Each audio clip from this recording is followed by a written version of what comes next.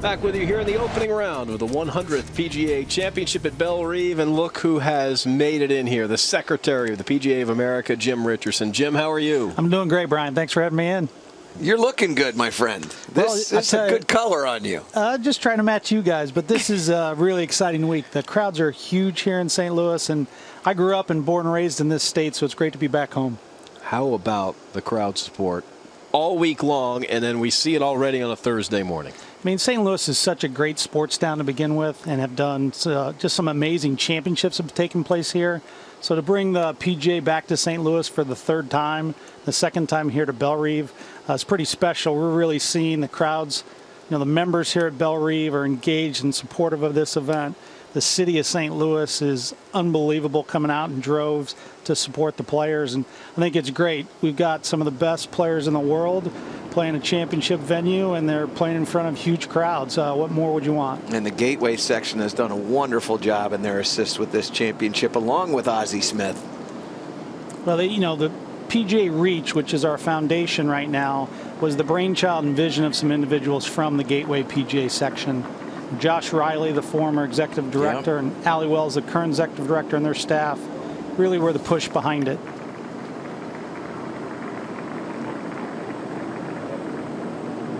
Molinari. See what he can do.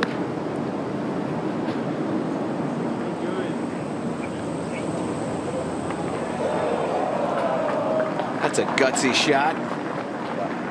Taking it back to that hole location. That's just 15 feet from the left edge.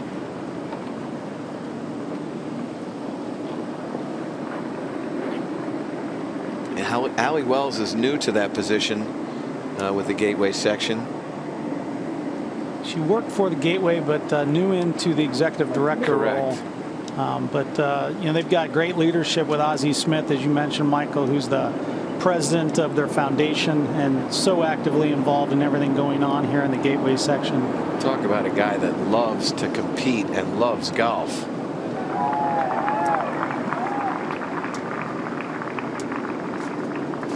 Patrick Reed now.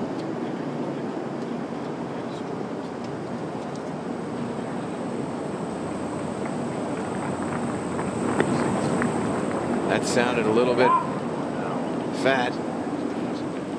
I think one of the hardest shots to hit, by the way, is that in between fairway bunker shot with a wedge, sand wedge. You get a bad number, so you're in between clubs. You've got to hit a partial shot with a very lofted club, becomes very challenging. Jim, we don't want to. We're going to watch Brooks Koepka here, trying to bounce back, and that may have been a little bit more aggressive. Have you been surprised at the scoring? No, I think we've got Kerry Haig, our championship director, a chief championship officer, does such a great job setting up venues for the PGA Championship. Really takes the characteristics of the golf course, makes it very tough but very fair. These players, are taking advantage of some of the softer conditions with the rain we had the other day. So I'm not surprised to see some of the scores, and I'm not surprised to see some players struggle. Kerry typically sets it up in that manner where you see that cross section of some of the best players in the world. If they're really on their game, they can take advantage of it.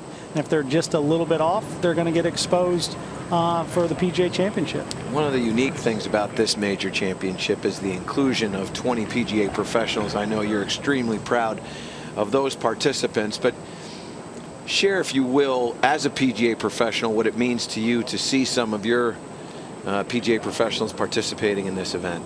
It's such a prideful moment to see those 20 club professionals in this event.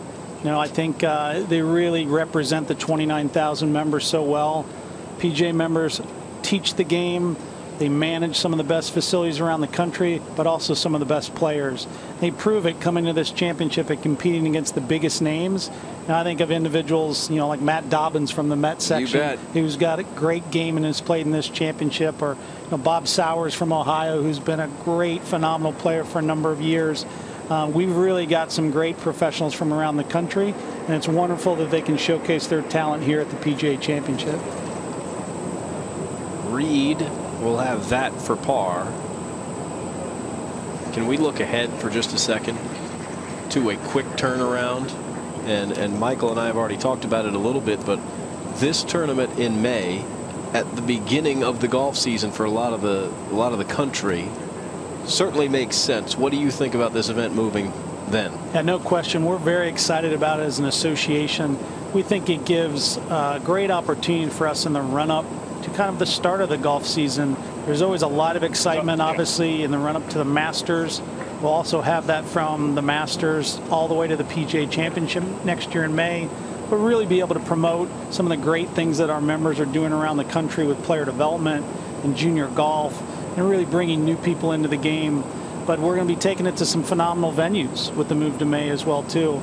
And a really great sequence, I think, of major championships with the Masters in April, PGA Championship move to May, U.S. Open in June, and the Open Championship in July.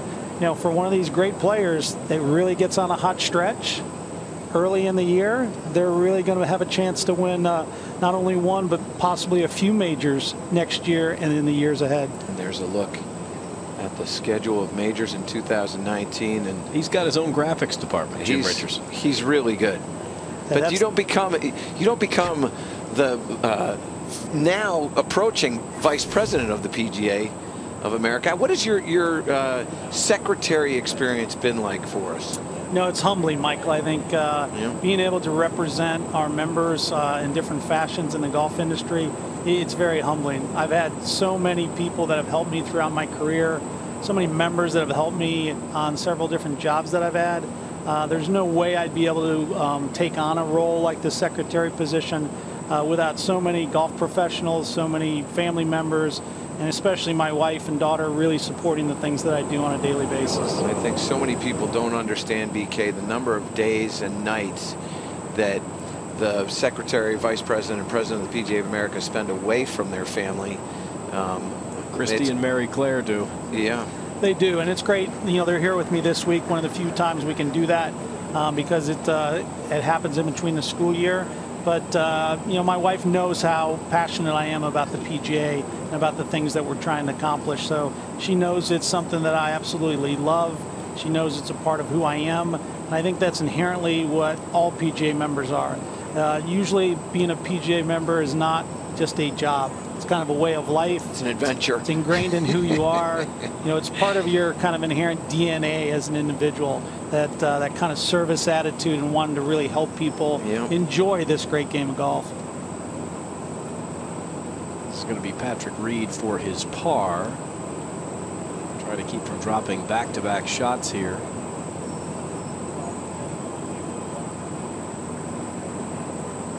Bogey at the first. A bogey which was the skin in the group back at the sixth.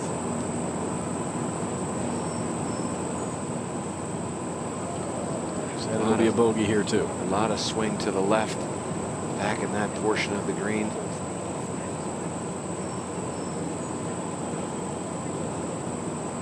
I know you're not getting a lot of chance to play golf. My assumption is that you're going to be spending Monday trying to battle some of these hole locations. And what's the I don't want to say bet, but I'm sure you've already set this up. Who's on your team and who are you playing? Well, you're right, Michael. I love to play the game. Don't have the opportunity to play as much as I used to. Mostly on the road and traveling. Yeah. Just had the opportunity to play Springdale Golf Club in Princeton, New Jersey a couple weeks ago, which is a phenomenal William Flynn golf course. Yeah. But I may be able to get myself in on the golf on Monday morning here at Bellerive. You think you know somebody? Really looking forward. You know, I grew up, born and raised in Kirksville, Missouri, about 2 hours from here. Grew up watching different events here at Bellerive and coming to championships here, and I've never had the opportunity to play Bellerive. Really? So I'm really looking forward to Monday morning. Well, you know, Brian Fote said he would give you a lesson if before you go out there if he wanted to. Well, I'll tell you, I've had several conversations with Mike Tucker over the years, so Mike's given me a couple of tips. I'm sure. Absolutely. So looking forward to it. Yeah. Well, they're off to the 8th, and I know you've got places to be. We can't get any time with Jim Richardson off camera, so we'll take it on camera. Thank you very much for your service and your time. We appreciate you coming in. I appreciate it. You know, Brian and Michael, all you do to promote the game of golf, not only during the show, but on a daily basis. Gotten to know both of you well, and the way that you represent the game of golf can't thank you enough for all you do on a daily Well, basis. I tell you, as a PGA professional, I appreciate your leadership and your time, and also your family's willingness to share you with all of us. So thank you. Appreciate it. Thank you, You both. bet. Jim Richardson, the secretary of the PGA of America. Our afternoon marquee group heads to the par 5 8th. The par 5 playing 610 yards, moving to the left. Bunker guarding the outside portion of the green, and then should you find the fairway, I think a guy like Brooks Koepka, he may have a chance at reaching this. You're going to have to carry it into that green if you're going to take that hole location on, as it's in the back left portion of the green. Just 4 paces from the left edge. So you're going to reach this green. You got to put a little ball speed into that and find yourself in the fairway. This rough is very challenging. 3 inches of fescue. You can see the mower pattern. You can get a good lie in the rough if it's a little bit down grain. If it's into the grain, we saw Francesco Molinari earlier struggle with that and made a 4, but had to do it with a wedge and a putt. And there it is. The easiest hole on the golf course.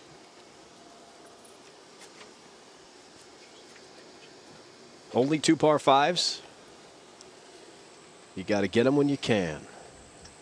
So back-to-back gettable holes here at 7 and 8. They did not take advantage at 7. This group is reeling. What can they do here? They can hit it hard. And he can hit it straight.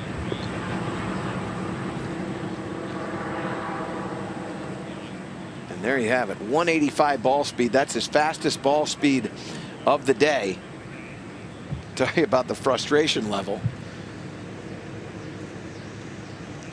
Francesco's ball speed will typically be right sort of in the middle 170s, 175, 176.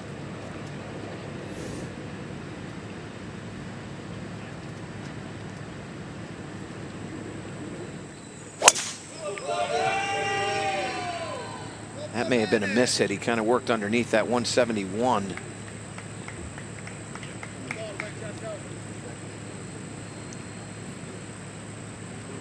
Just in the first cut. It's going to take 2 big ones to get it on. I think that just took Francesco out of range there.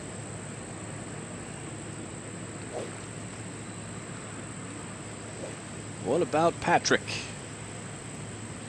Nobody talks about him with regard to driver distance. He's certainly not short. None of these guys are. He averages 300 yards, and that's 59th.